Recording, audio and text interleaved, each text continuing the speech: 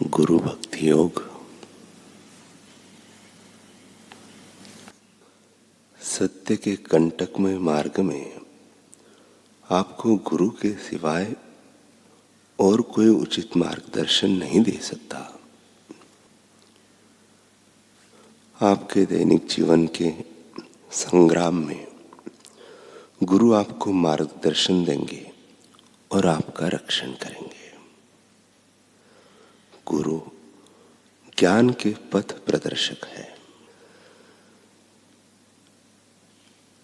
ईश्वर को प्रणाम करने से पहले अपने गुरु को प्रणाम करो, क्योंकि वे आपको ईश्वर के पास ले जाते हैं।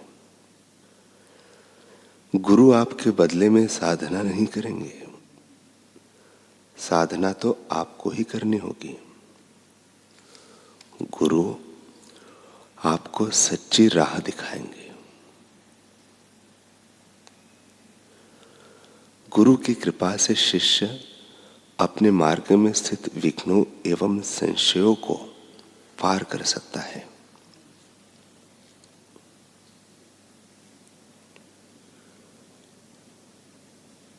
अगर आपको सद्गुरु प्राप्त नहीं होंगे तो आप आध्यात्मिक मार्ग में आगे नहीं बढ़ सकेंगे।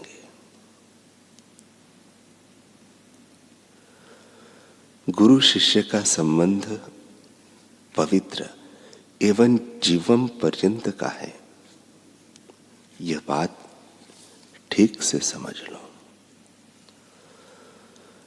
गुरु कर लेना कोई बड़ा काम नहीं, बड़ी बहादुरी की बात नहीं, लेकिन मरण पर्यंत शिष्यता को निभाना बड़ी बात है। बहुत हवाएं आती हैं, बहुत झोंके आते हैं, बहुत कुछ होता है और प्रकृति अपना जोर लगाती है। माया सपरिवार अपना जोर लगाती है। ध्रुव निकल गया तो फिर देखो दैत्य आए, राक्षस आए परेशान करने को। फिर देवताओं का प्रलोभन आया, फिर आंधियां चली, तूफान चले और डटा रहा तो पा लिया भगवान को। ऐसे ही निश्चय पक्का हो जाता है तभी काम होता है।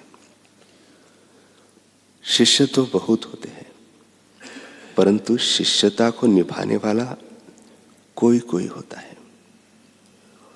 गुरु का भक्त गुरु उपदेशानुसार आचरण करने वाला ही वास्तव में शिष्य कहलाने का अधिकारी होता है। जिस शिष्य में गुरु भक्ति एवं गुरु सेवा का भाव नहीं होता, वह शिष्य होते हुए भी शिष्य नहीं। कुछ रुपए दक्षिणा देकर शिष्यत्व का संतोष मानने वाले शिष्यों की तो संसार में कमी नहीं होंगी, परंतु सद्गुरु के चरणों में अहम न्योछावर करने वाला तो कोई बिरला ही शिष्य होगा।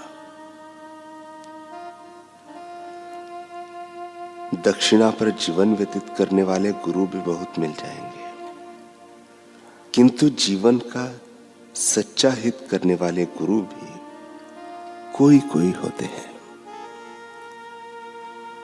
जो लोग विद्या पढ़कर गुरु का आदर सत्कार नहीं करते, सद्गुरु से सद्विद्या की दीक्षा लेके मन, वाणी और कर्म से गुरु के अंतरात्मा को प्रसन्न नहीं करते, उन्हें मिली हुई विद्या और सदुपदेश आंशिक रूप में ही फलीभूत होते हैं।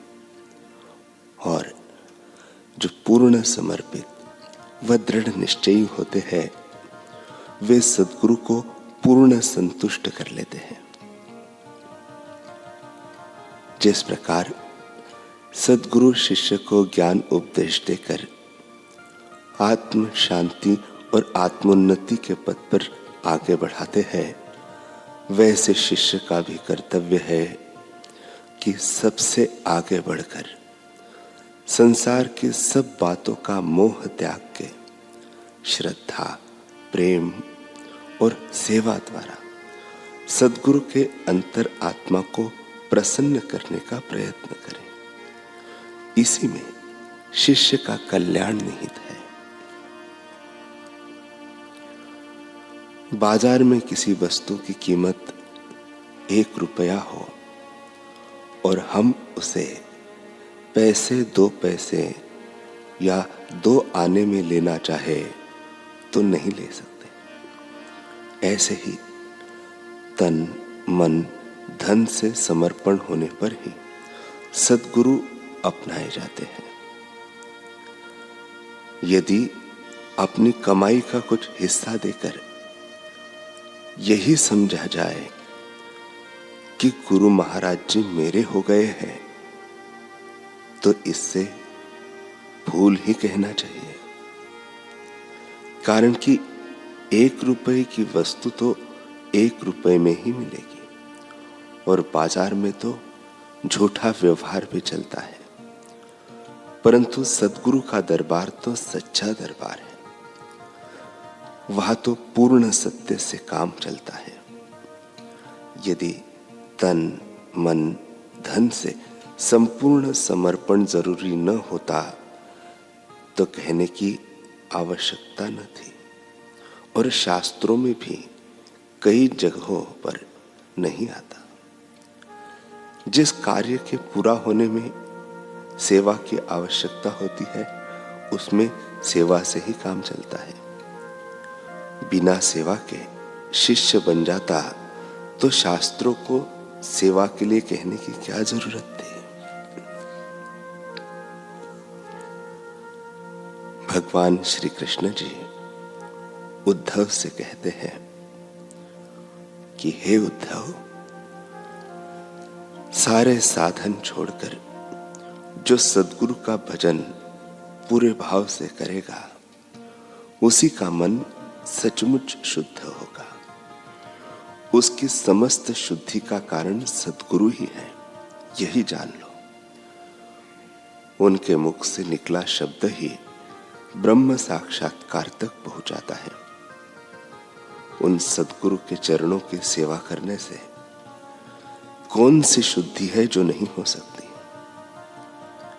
आनंद पूर्वक उनकी सेवा करने से मोक्ष सुख भी चरणों में आ जाता है। गुरु का नाम लेने पर शिष्य की ओर कली काल भी नहीं देख सकता।